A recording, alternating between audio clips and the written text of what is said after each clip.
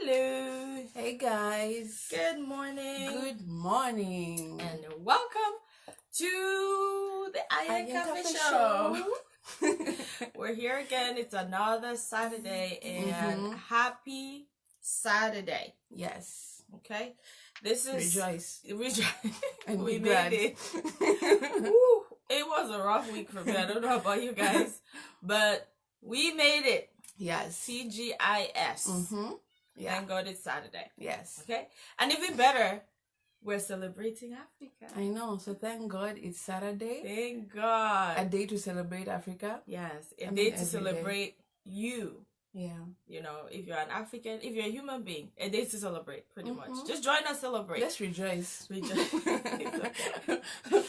So, while you guys come on, please share. Make sure you share because somebody on your timeline, we're busting those myths about Africa, all those misconceptions, all those wrong ideas, all those lies about Africa. We are kicking them to the curb.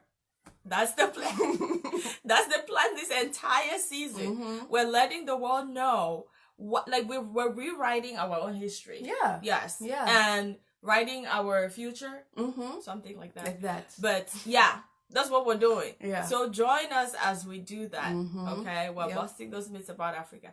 So we are going to share now as you guys share as well. Make sure you share, like we said. And as we share, we're going to entertain you with some good, authentic African music. How about that? How about that? And this time, you know, it better play. I know last time Sony refused. Last time there were some Sony music. Like, no. And we own no rights to the songs we play on the show, by the way. Who is this one by? It's actually by Masaka Kids. Yes. From Uganda. They're and awesome. They're singing about, you know, how they just love Africa. So enjoy with us. And in case it doesn't play, just tap it on your phone and just move with us. Yeah. Hey. All right. Cue DJ. All right. Hey, share. We're going to share right now as well. Just a few seconds as we share. All right.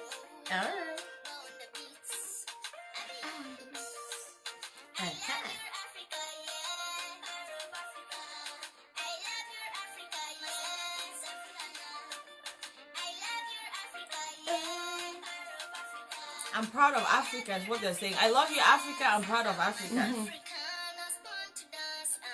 Share. I've already shared. Carol's still sharing. I'm doing it. Come to Africa and enjoy our Africa. Now start dancing. Hey. Come on. Proud of Africa. All right. We'll finish it later on, but you can keep dancing. Keep dancing. As we thrill you. As we entertain you. Okay, so like we put in the description, we're going to be talking about the basics. Yeah. We're going back to the basics. Just the bare minimum. Just, you know, like just those simple facts that you should know. Yeah, those sometimes you forget. Yes. Yeah. You know, like we shared last week, there's some people who think Africa is a country. There's some people who think Nelson Mandela is the president or what's the president of Africa, those who even know that he's dead now. There's some people who think there's just one language spoken in Africa. No. Yeah. So we are going to talk about those basics, and we have cheat sheets. We actually made this book, by the way. I know. Contact Proudly us. made by Iron Cafe. The book cover. The book cover. Yes. We made the book cover. So order if you need some. Yes. Yeah, your We got African book. We got you. Yes. Yeah. So, I mean, like I said, we're going to be using cheat sheets today because we're also learning this stuff. Like, we don't want to come across like we're we experts. No. We're not. Yeah. But we feel like this is information that every African should know. You know, you're proud of your continent. I hope we are proud of our continent, and we want to learn as much as possible, you know, about this continent. That way, if somebody is saying something about Africa that you know is not true, you can correct them with Exactly. facts, you know, not just by emotion, Yeah. but with facts. You know, okay, sometimes, you know, when somebody says something, that emotional part of you is just wants to attack, you know, whatever it is they said. Without facts. Yeah, without facts. Yeah. But you just feel it's wrong, yes. what they said. Like that's not my continent. Like, what's the difference between a country and a continent? You know, it's like, oh yeah, African country, I love it. Yeah, like, no, it's not a country. Yeah. So Africa is a continent, and it's the second largest. Yep. This blew my mind, guys. Africa is the second largest continent, and the second most populated continent in the world. Yeah. Did you know that? So Africa makes 12% of the world's population. Yeah, imagine that. Let that sink in.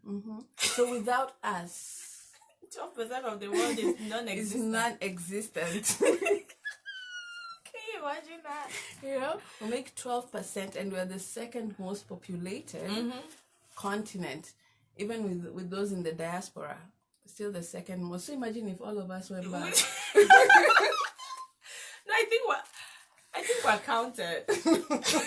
They didn't do my census.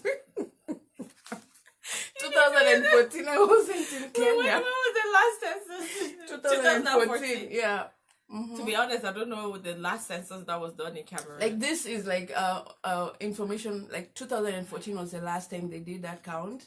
So in 2014 they noted that Africa was the second most populated continent in the world. Yeah. I think they do it every 5 years or something. I don't know. Can't remember. I'm not 100%. Yeah. We're not researching on that. No. That's not the focus.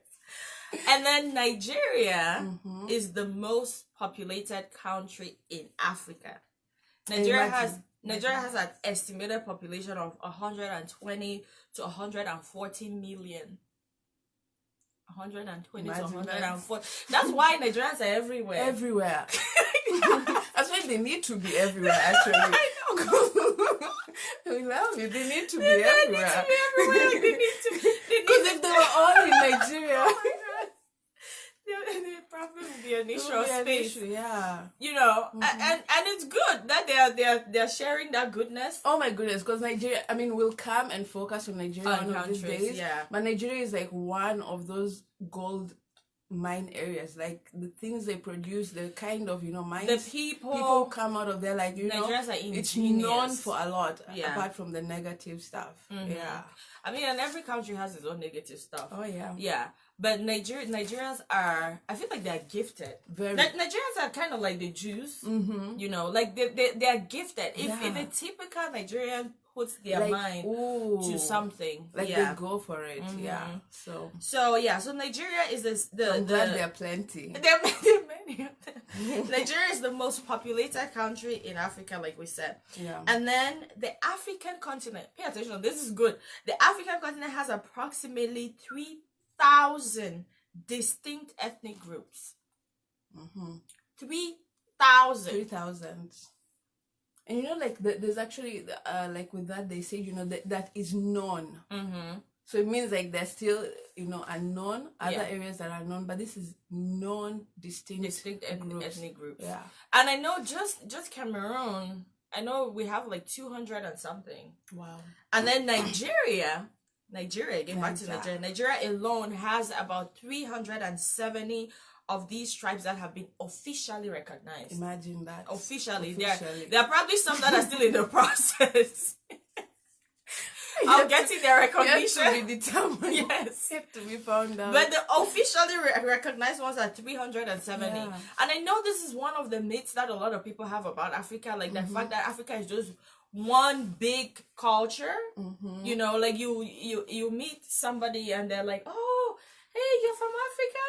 Yeah. Do you know this friend? So. Like I have a friend. I met a friend in New York. He's from Somalia. Yeah. Do you know him? Do you know them? Like even in Somalia, people don't all know each other. Even my village. Are you talking about an entire country? In my village, people don't know it. In my we call it quarter, like in my katia, like my neighborhood. Yeah. People don't all know each other. So it doesn't happen that way. Like this is the second largest continent in the world. Okay, with hundreds of countries, and within these countries, we've just given you an example of just Nigeria alone. Nigeria has 370 tribes that have been officially recognized. Yep. Cameroon has 200 and something. I don't know how many Kenya has. Yes. But there's lots. Yet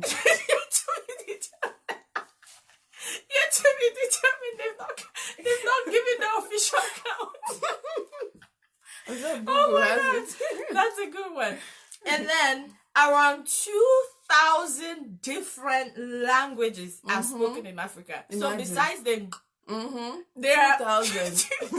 Because like we have Swahili, Swahili was a trade language, and then it was? Yeah, they actually developed it because of trading. The Arabs and Indians, and like it became a common language.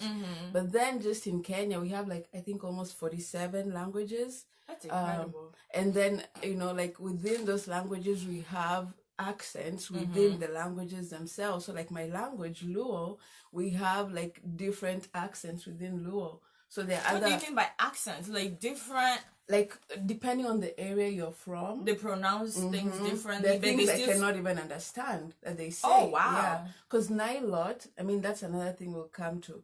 We have the Nilot as a group, Nilots, and then within the Nilots we have all these different languages. So I am from the Nilot group.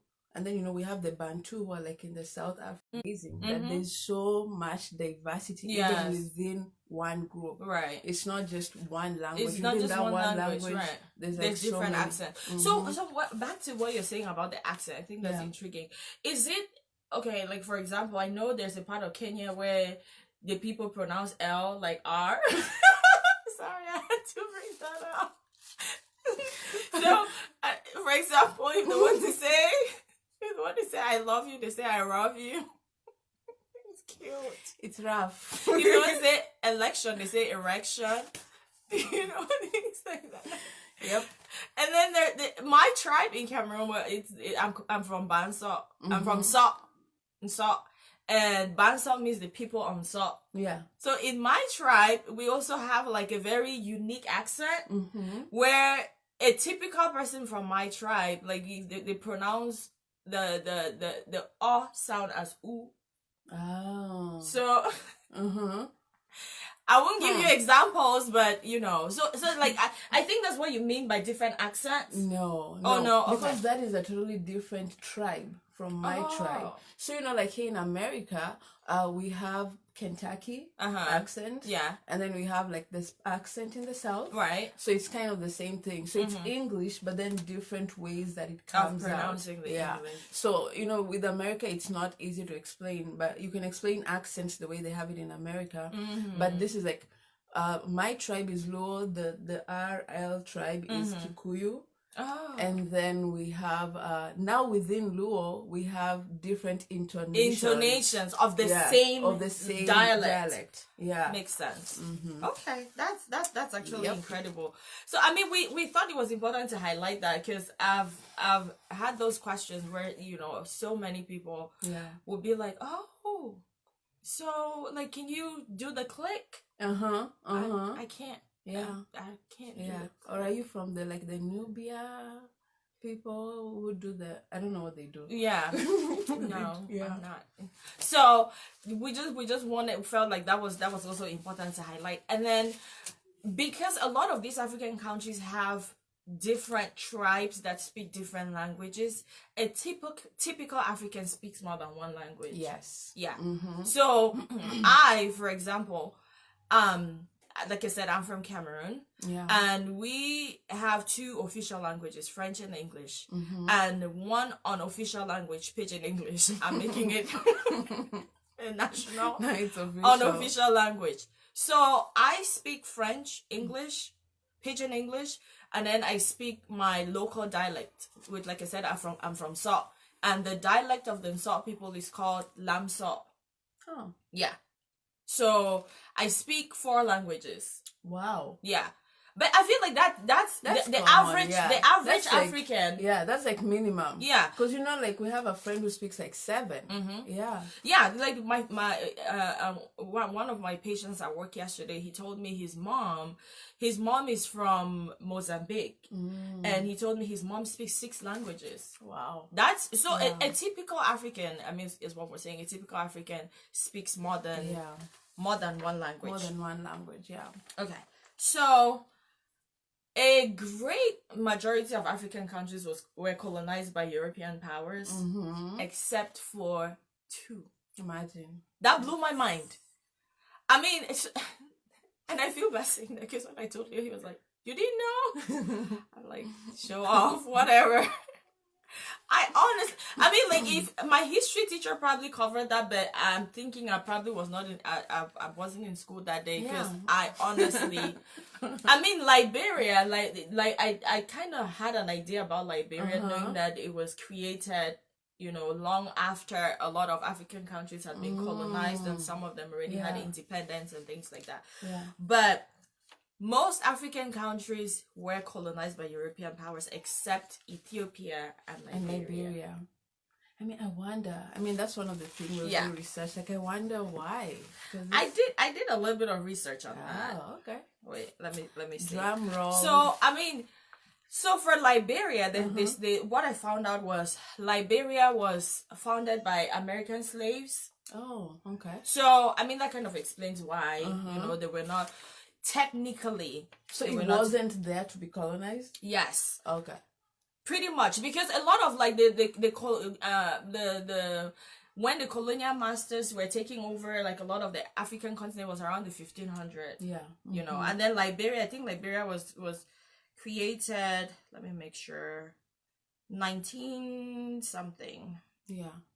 So it was way after. Yeah, so it was way after the colonization, and then Ethiopia, it was technically never fully colonized. So they tried. Italy tried, but then at the time, Ethiopia had a no-nonsense emperor Haile Selassie. There you go. That's my guy. Yes. I know him. I remember him from school. No, we You didn't guys go to met? school together. I'm like, what in the world? Oh, blessing says your smiles are from within and it is contagious love. Oh, thank you so much, sis. Thank you. We appreciate you so much for watching, and please share as you come on. Yeah. So, guys, if you're coming on, we're talking about the basics about the African continent, and right now we're covering the fact that the majority of African countries were colonized by European powers except Ethiopia and Liberia. Yeah. And the reason why Liberia was not technically colonized was because it was founded or formed by American slaves. And I mean, that was... So technically they went back. Yeah, Okay. they went back and then created their. Yeah, I think we probably we're gonna dedicate an entire show to just the history of Liberia. Like there's some really unique African countries that we feel like we need to cover. Liberia is one of them, and then Ethiopia. We were covering Ethiopia. Yeah. So it's considered never fully colonized because Italy tried it.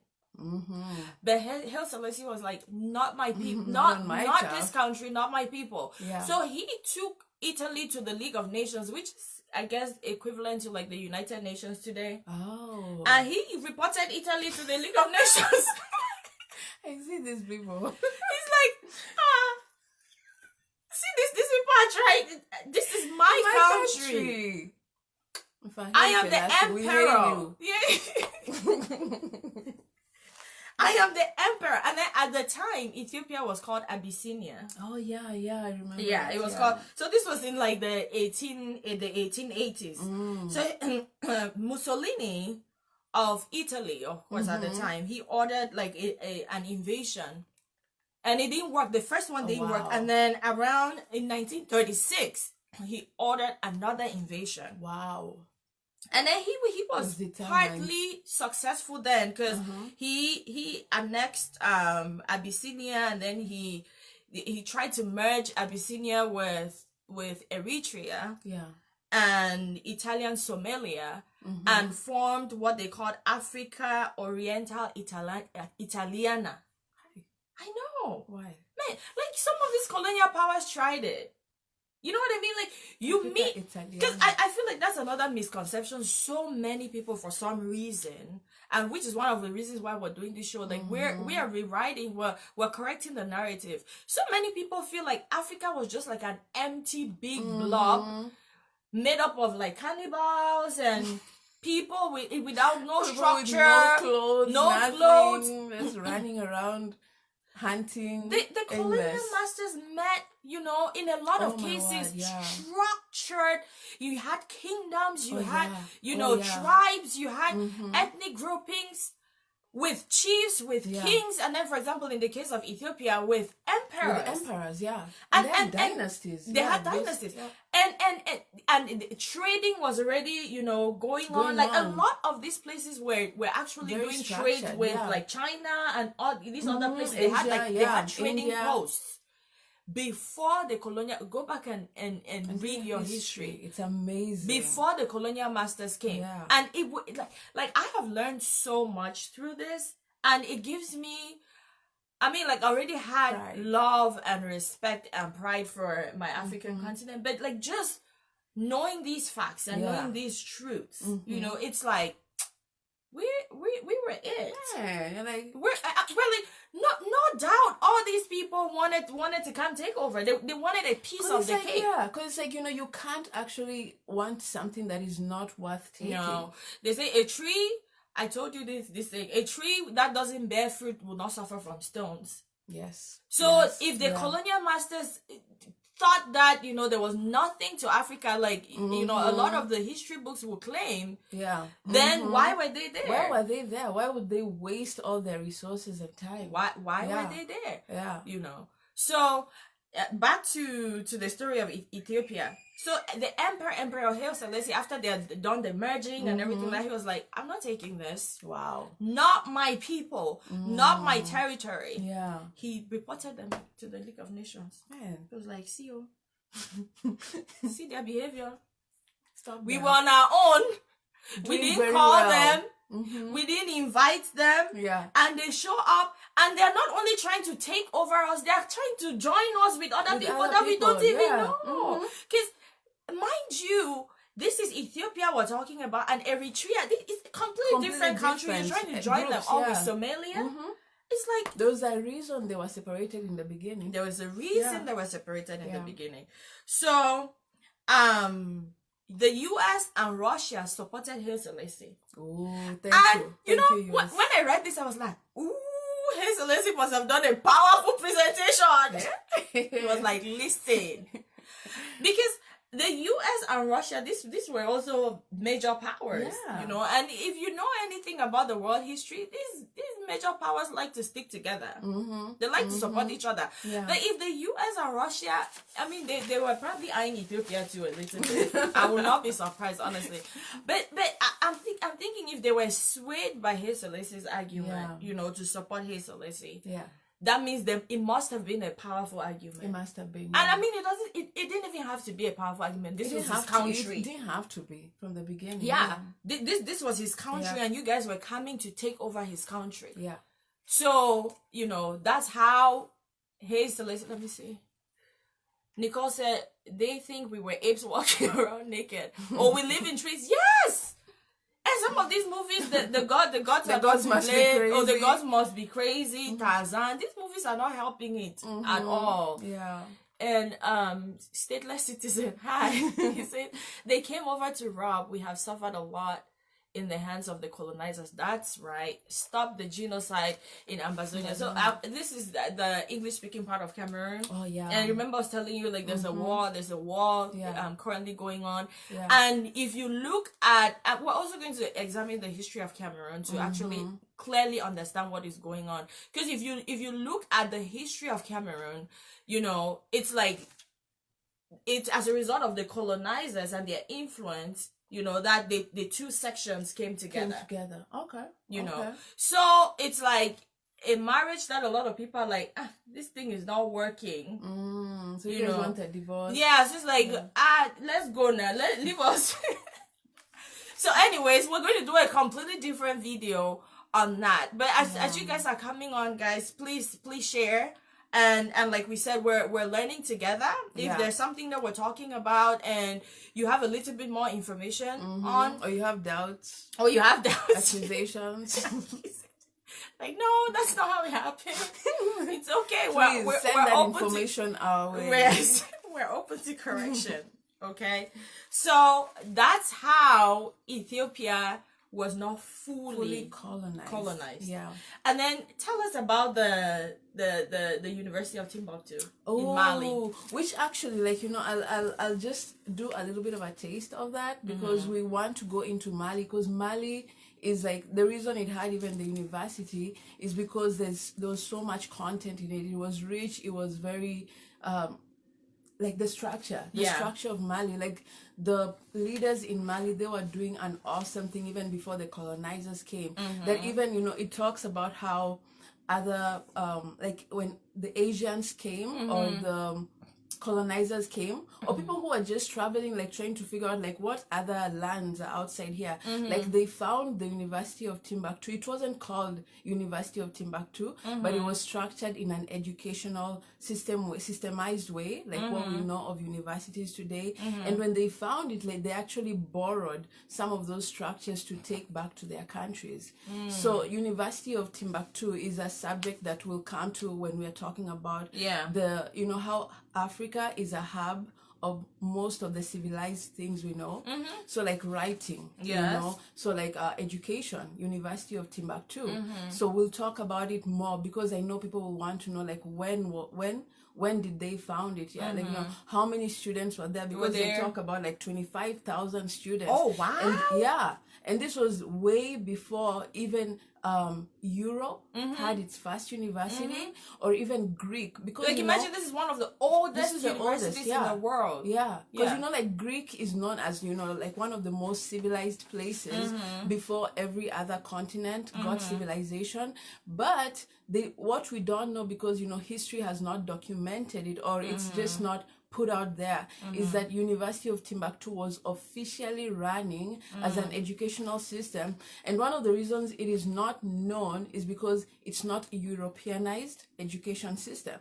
So it was our own kind of education. It was our own kind. You know? And for some reason they labeled that, what's that word they used? Primitive. They used the word primitive to label a lot of things that are African, because they didn't understand it. But the fact that something is different doesn't mean it's less quality. It's less quality, you know. And the educational system in Africa at the time was put in place, you know, to help with the structures that were in place at the time. It worked for the society, you know, because you can't use European system to, you know, for someone who's not in Europe, you know. So when the Europeans, and that's even one reason why it was called a dark continent, because they did not find it Europeanized. So they could not. There was a lot about it that they could not understand. But I'm like, you don't have to understand it to respect it. You know, you don't have to understand it to respect it. The fact that it's different, the fact that it's unique, doesn't make it for them. It works for us. them. And you know, like one of the facts that we also have is that Africa is known as one of the most illiterate continents. And I'm like, you know, that is by the standards of European education. Or Western civilization. And we're going to debunk that. And one of the ways that we're debunking that is the fact that Africa has one of the world's oldest universities. Yes, and it has its own education system, because most of the people who are considered illiterate is because they are not in the European structured education system. So those are some of the things we are kind of just putting to the light and saying like, this is not what it is, this is the truth. And another very big myth buster is the fact that about half of the world's diamonds come from Southern and Central Africa. Now, I know you guys, like a lot of us have heard, oh, Africa is poor. Africa is, you know, Africa is bare, like there's not much to it and things like that. About half of the world's diamond comes from a continent that houses about 12% of the world's population. Yeah, so you can shine like a diamond. So I'm sorry, no, Africa is not poor. It's not poor. Africa has suffered from resources. Extortionists. Africa has suffered from what's the word? From mismanagement. Yeah. Oh yeah, that's a big thing. Yeah. But poor is one thing that Africa is not. Yeah. You know, and that's why, you know, we're trying to set the record straight, and then hopefully from this we can build the right foundation for the future. Because Africa is many things, but poor is not. Poor is not one of it. You know, one of the things we talked about last week is how National Geographic shows, you know, not even National Geographic, just go on Facebook. A lot of the ads the TV, yeah, that show children in Africa, you know, like with flies all over their face, mucus coming out. Like, even in America, you'll find children who have... Go to the ghettos. They're there. But, you know, like, that's the face of Africa. Like, Africa is poor because of this. But the thing is that we are rich in resources, you know? And the thing is that it's not managed well. And that's the best riches. Yeah. That's the best riches. Like, the most durable form of riches is... of course, human capital, and then all these other natural resources like gold. Africa has all of that. Food, we have it in plenty. Yes, you know. And one of the things I was also reading about, they say, you know, for a land to continuously populate, it has to have access to a lot of food. Yes, you don't do that stuff on an empty stomach. So, you know, like that's just a way to debunk a myth. Like, you know, if Africa knew they were poor, like, why should you continue being fruitful? You know, that you must have a way to provide for the children you're birthing. So that's what, you know, that's a lie. Africa is not poor. And just to piggyback on that, talking about birthing and procreation, Niger, Mali, and Uganda take the number 1, 2, and 3 spots for the highest birth rates in the world. Do you say Niger? Niger and Mali. The French-speaking people call it Niger. Okay. So Niger, Mali, and Uganda, they take number 1, number 2, number 3. In fact, my people. Highest birth rate. In fact, they're very obedient to the command. Yes! Go and be fruitful. That's what you're doing. So, in terms of human capital, they don't have a problem there. They don't. And, you know, and yesterday we were talking about this, like, you know, not to put down any country, but those countries that have restricted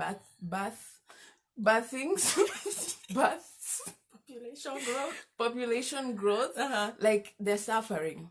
Yes. Because they realize that, you know, what you restrict now... Children are the future. Children are the future of the country. Like, you you have to be able to feed them. Yep. Disclaimer. Yeah. God will provide, don't worry.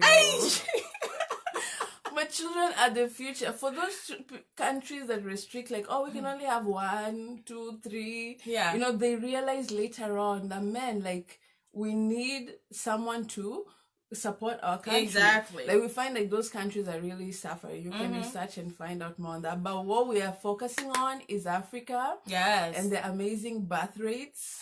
Amazing birth rates. In Niger, Mali. They're holding the top position. Number 1, 2, number 2, and number 3. So yeah. If you're from another country and you feel like you guys need to hold the first position. Yes. Yeah. So pretty much what we're saying is Africa has the foundation to thrive. To thrive. Yeah. Africa has the foundation to thrive. In terms of surface area, we're good. Yeah. In terms of population, we're good. In terms of natural resources, we're good. Yeah. If we can just find a way. And people resources, right? Yeah. Human resources. If we can just find a way to get the right leaders. The leaders. It's because it's the management that's the problem. It's the management. You know? Yeah. Management. If we can find a way to get the right leaders And some African countries, you know, I'm thinking they're starting to really realize that and tap into those resources. And you know, Rwanda, and I'm not speaking about the politics of Rwanda here. Before some of you come and like, do you know what he's doing to other? I'm not talking about the politics. I'm talking about in terms of the socioeconomic development and the progress that Rwanda is making, that is very visible for the entire world to see. There is a difference, a clear difference between the Rwanda in the 90s that was known the entire world for, you know, the genocide and you know, a country that was pretty much destroyed, to the Rwanda now that is being quoted on the world stage as one of the emerging economies in the world. Wow. That's a big deal. There's doing. something that they're doing that is right. I've not right, done research on the politics of Paul Kagame. Disclaimer, I've not done any research on his politics. But what I do know in terms of socio-economic development, he's doing something right. There's something, good management. Yes. So look, we need to be looking at Rwanda to see what are they doing. What are they doing? Because it's time, guys. It's time. Because even if it's money, Africa has it. Because, you know, I was reading this interesting fact which said that, like, you know, and this is like kind of negative. Because, you know, like most leaders in Africa are known to like siphon their money to other countries, right? Save it in other banks. So they were like making count of all the money that has been taken out. In the ways that Africa has money. So it shows you that Africa has money. So money that has been extorted. Because if you look at it from the positive side, this is money that is ours, right? This is our money that has been extorted. So like, you know, when people keep on saying, oh, Africa needs aid. So they were doing a math. Africa needs management. Wait, they were doing a math where they were counting how much aid has come into Africa, how much money has been siphoned out by those leaders, and they found that the money taken out was more than the aid that has come in. Imagine that. So it just shows, I mean, you know, like, it's negative because they're taking our money out. Right. But in the positive side, it shows that we have money. It's just the management that is bad, which, you know, something can be done about it. You and I, we are the ones who make the change. Once our mindsets have been changed, we can make that change. And talking about money, like raw money. We already told you guys about the diamonds. We already told you about the gold. Like, Ghana was known as the Gold Coast. Oh, imagine, the country Ghana is sitting on because of gold. Because like, for gold. Real gold. This is not like figurative. No. This is literal. Like, this is literal. They transported gold. Is known as the Gold Coast because of how much gold is in Ghana. And talking about gold, 3 of the world's largest gold producers have their primary operations in Africa. Imagine that. And if they ask you where these companies are from, or their you know, the owners and everything, it's definitely Western civilization. It is, But we let that happen. You know, ignorance. So don't come here and tell me, oh, Africa is poor. You're from that poor continent of Africa. No, I am not from that poor continent of Africa. I am from an incredibly rich continent that has suffered from mismanagement. It's just mismanagement, So, point of correction, Nicole says, true, it is time we develop our continent. The old bad leaders need to leave so the younger ones take over and develop. We need to change our mentalities. That's right. Wow. That's right. I mean, we're not saying every old leader in Africa is bad. No, they're good ones. There's good, you know, leaders, but then when we're talking about progress, we're also talking about democracy, right? If before you're elected a leader of your country, the mandate is for you to rule for 4 years, renewable once. Why are you trying to change the constitution? Why? Like, the people elected you there. The leaders that, you know, formed the constitution were also elected by the people. So technically the people are supposed to hold the power, right? So you go in there and for some reason you think you're so good. You think, keyword, you are the one thinking.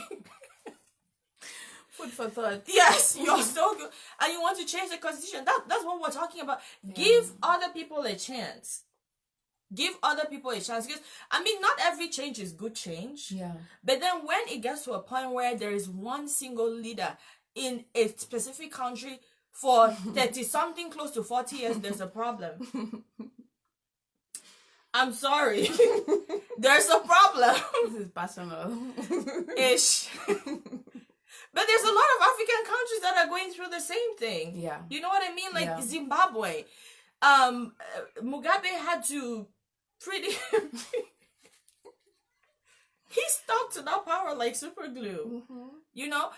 And you know, those are some of the negative things Yeah. about our continent, Yes. our country, our continent. And you know, it might be like, you know, they are using the systems that, you know, they used before colonization came, because we know that in those times they had kings who ruled for years until your prodigy takes over. So we don't know if that's, But we need you to know, clarify it. Like, if it's a kingdom, like, there's been times when I've suspected maybe my country is trying to be a kingdom. It could But then be. let's declare it a it kingdom could be. then. It could be. You No, know, but isn't it the people that have to decide that, though? Isn't it the people so that have to I mean, determine even that? I don't know, like that's something we'll go into. Like when kings were chosen, were they decided by people, or you know? I mean, I think so. The people have to accept it. Like, the people hold the majority of the votes. Their voice Yeah. should matter, right? So if we're saying that no, we're being a democratic system, Yeah. let's be a democratic system. If we're saying we're being a kingdom, let's be a kingdom. Let's put it in paper. Let's make it clear for everybody to understand. Yeah. You know what I mean? So I mean, those are some of the things, and that's why we say there is nothing wrong in Africa besides mismanagement. Yeah. And I feel I know, and this is one of the reasons why we're doing this as well. I know that the future of Africa, eyes have not seen, ears have not heard. Yeah. Eyes have not, because we have the We foundation. have everything. Yeah. We have the foundation It's not of we need what aid, it takes. no. No, we have the Yeah. foundation. We have a thriving population that is That's constantly the growing. manpower. Thanks to Niger, People. Mali, And Uganda. and Uganda. Back to Eh. They're making sure we stay on top. We're not only occupying number one. They're like, how about we just take the first three who's places? number one? We're number two. Hi, Olive. Hi, hey, welcome. Please share as you come on. Yeah. So we're No, number we're two, number- second most populated, right? Yeah, but in terms of birth rate, Oh yeah, we're number one. we're number one, number two, and number three.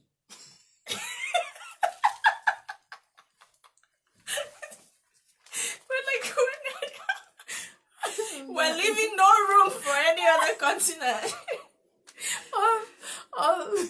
all spots are taken. Yes, we're taking over, literally. Like, we want to make sure. So we have And it's good. It's good for Africa to take over. Stop saying that. because you know, like let's say, yeah. Anyway, it's good. It's all right. Oh, by the way, Cameroon has the biggest frog in the whole world. Yeah. Why did that make you sad?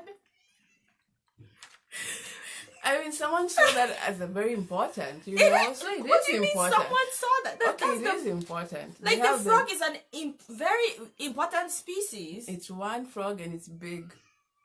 We have the largest frog Is in it the just one?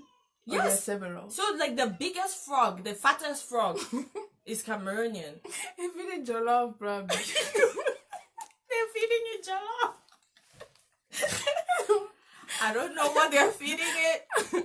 All I know. So to all Cameroonians, congratulations. Yeah. You have the biggest frog in the world.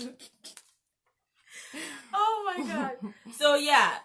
So these are some of the basics. Oh, Rachel says, you ladies are looking good, and thanks for sharing such a candid decision about. Oh, thank you. Thank you. Thank you, Rachel, and thank you so much for watching. Guys, like we said, please share. Somebody on your timeline Yeah. needs to hear this. You said there was something you were going to wow me with. Oh yeah. It sounded pretty important. I mean, no, I've been wowed. I even forgot about it. I mean, it's just that Africa. They said Africa is one of the continents that is surrounded by waters, and I just found it. I found it interesting because it's I mean, Is it figurative?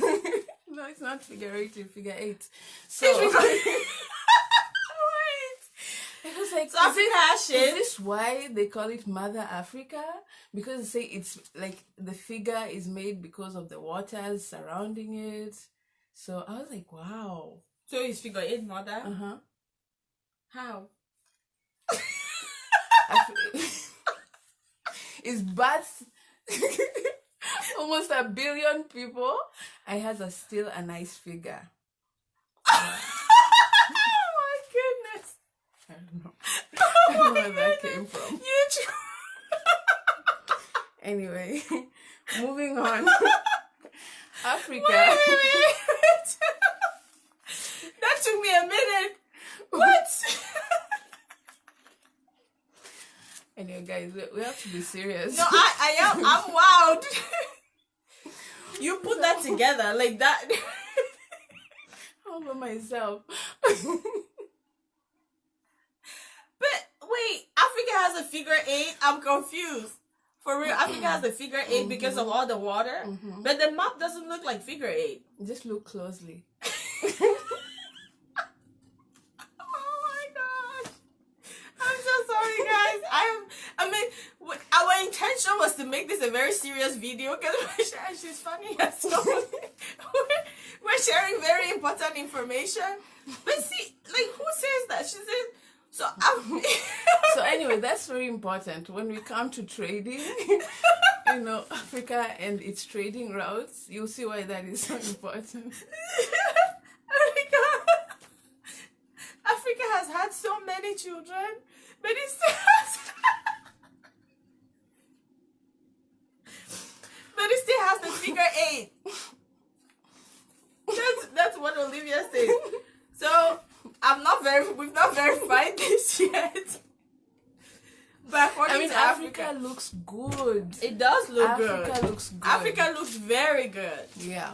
So anyway, another fact about Africa is that it has the world's longest river. Right. So River Nile is the world's longest river and it's found in Africa. In Africa, right. And an amazing fact about River Nile is that the first paper Oh, the Paper. papyrus. Yeah, you Yeah. were talking about that yesterday. was made from the papyrus from River Nile. So, I mean, that just shows you paper did not come from Europe. I mean, Just so you know. we love Paper Europe. is African. We don't have anything against Europe. We don't But have anything we're against Europe. just trying to correct the narrative. Yeah, that you know, most civilizations that we have actually They can trace their history back to back Africa. to Africa. So, you know, whether the Europeans came and took it and processed it, made it to be more like what we have, is another story. But what we found out is that River Nile produced papyrus that made the first paper, which has been used to write documents, and you know they've been able to backdate those documents to be older than other papers that have been produced in other continents. Wow. So That's there you incredible. go. That's like, imagine the fact that it has is it the longest? The longest river. The River longest Nile. river. Like, imagine, you know, if we had the right management and everything, just because sea life is very precious as well. Oh yeah, because fishing in that river, you know, like they talk that. Just go and do your research about the River Nile. Like it's a very rich river. It has so much, and it has so much history, and yeah, so it's just amazing. Yeah. So I mean, those are some of the things that we wanted to highlight to share today. to share today. Thank you guys so much for joining us. Like, this was so much fun. As you guys can tell, like, we have a lot of fun doing this, and we learn. Like we said, we're not experts in this stuff, but we're learning as we go. And the next video, I think we're going to be talking about like pre-colonial Africa. yes, Because I am what's the word? I'm curious. yeah, You know, I'm curious about what happened. I know for real, like, we were lit. before the colonial masters came. Oh, like, we're going to talk about, what's his name? Mansa Musa? Yes. So, like, those key names, those key people, we have Kahini. Like, she was a warrior princess, warrior queen, whatever you want to name her. But she was, like, fierce. Yeah. And we're just going to talk about, like, those established societies that were there before colonization came. Yeah. Because those established societies actually resisted colonialists up to a certain century, where they were able to now come in and take over. But there's so much rich history concerning Africa before colonization. And I mean, remember, we're talking about an entire continent as well. So there's obviously going to be, there were certain parts at the time that were more developed. There were certain parts at the time that were more structured. There were certain parts at the time that were more, progressive in their ways and things like that than other parts. Yeah. So, like we said earlier on at the start of this program, Africa was not just one big block, like one big empty space with cannibals, people running about naked, chasing each other with cutlasses. Eating each other. These were established societies. These were established societies. They had their leaders, they had their systems of government, they had, and that's why, for example, the British could do indirect rule in some of these African protectorates. Because if there were not structured systems, how will you be able to do indirect rule? They used some of these chiefs, they used some of these traditional leaders to implement, British policy or British systems in a lot of these communities. But the stuff was already happening. There were already established systems that they took advantage of. Exactly. So we're trying to correct that history. Or I mean, some people already knew. I think some people already know this stuff. So it's not like everybody is ignorant about this thing. No, that's not what we're saying. Some people already know this stuff, and that's incredible. But to some of you that did not know or needed, a refresher, you're welcome. And we're going to be talking more about this. And there's some books, there's so many African books that also highlight these things, like Chinua Achebe's Things Fall Apart. He talks about, he exposes a lot of these traditional systems in Africa. So traditional systems that worked, traditional systems that worked. And there's also a book on pre-colonial African history that I've ordered on Amazon by, I think, Sheikh Musa. That's good. We're going to be reading that and then sharing what we learn with you guys. But we're very excited. So please share, invite your friends to follow Ayen Cafe. We're also on Instagram, Ayen Cafe 5, and the catering part of Ayen Cafe is also on Instagram. Follow us on African Food Boss. But we're here for you all, representing the incredible continent of Africa and letting our light shine, for the world to see. Because we feel like it's about time. It's about time. Like, for the world not to...